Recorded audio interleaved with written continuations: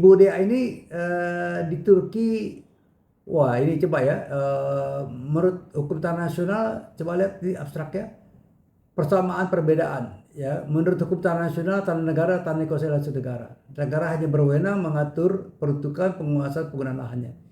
Di Turki, tanah negara adalah tanah milik negara, ya, negara berwenang menyediakan tanah, jenis hak atas tanah primer, ya. Di Indonesia terdiri hak milik, hak guna usaha, hak guna bangunan, hak pakai, jenis tanah segala macam. Ya, tanah di Turki terdiri dari freehold title dan leasehold title. Orang asing dan badan hukum asing Indonesia dibatasi hanya memiliki tanah seluruh hak pakai dengan syarat orang asing berkeluarga Indonesia dan kehadirannya memberi manfaat bagi Indonesia. Sedangkan badan hukum asing mempunyai perwakilan Indonesia. Jadi pemilikan ini di Turki, orang asing dan badan asing dapat memiliki tanah status. Jadi kalau freehold title ini apa nih maksudnya? Apakah semacam kayak hak guna bangunan atau misalnya hak pakai saja atau apa ya? Bisa dijelaskan ya?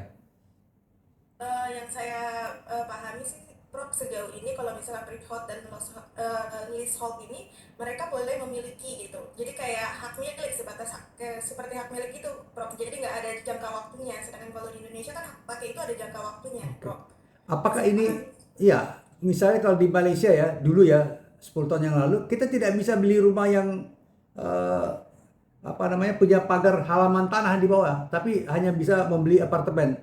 Kalau di Turki, apakah pengertian seperti itu ya? Nah itu, Prof, yang saya masih kaji, Prof. Oke, oke. Kemudian aspek kelembagaan.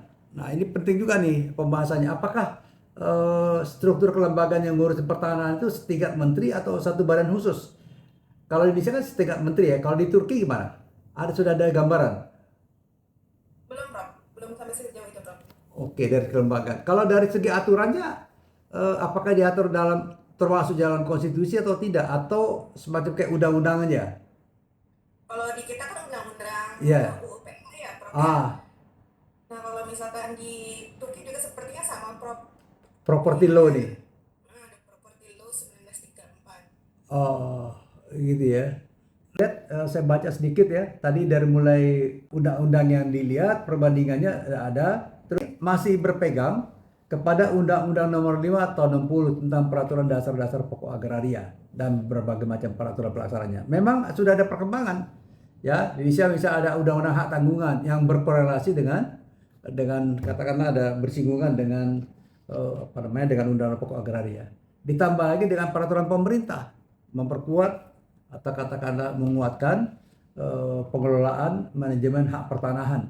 Ya, ada peraturan-peraturan pemerintah. Jadi peraturan pemerintah ini harus juga dikaji nanti ya. Oke, kemudian ada lagi ini Anda dikatakan ya pada tahun 2003 pembelian properti dibuka untuk orang asing dengan pembatasan pada tertentu.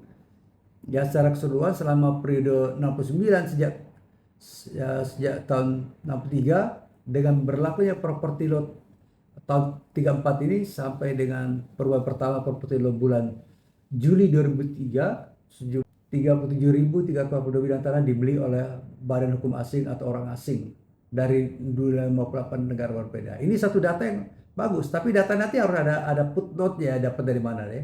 Ya. Nah, pemilik asing terbanyak dari warga negara Inggris. 8.625 orang mendapatkan 6.333 bidang tanah. Diikuti oleh negara-negara Jerman ya 3.848 orang untuk 3.210 bidang tanah. Selanjutnya warga negara Belanda, Denmark, Norwegia, Yunani, Irlandia, Swedia dan Belgia. Ya kan? Nah, ini jadi kawasan yang paling disukai adalah kotanya. Ini ada kotanya, kota Alaya adalah pilihan.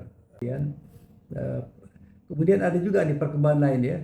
Pada tahun 2005, pengadilan Turki membatalkan undang-undang yang mengatur pembatasan terhadap pemilikan properti orang asing dan pembelian properti terus meningkat sejak undang-undang berlakukan pada 7 Januari 2006. Ini menarik nih. Apalagi kan Anda kan kerja di Badan Pertanahan ya. Jadi berapa berapa orang asing dan model minat orang asing apa membeli rumah yang dengan pekarangan atau properti yang sifatnya hunian seperti kondominium atau apartemen. Jadi perubahan-perubahan ini seperti harus disertakan nanti ya. Kira-kira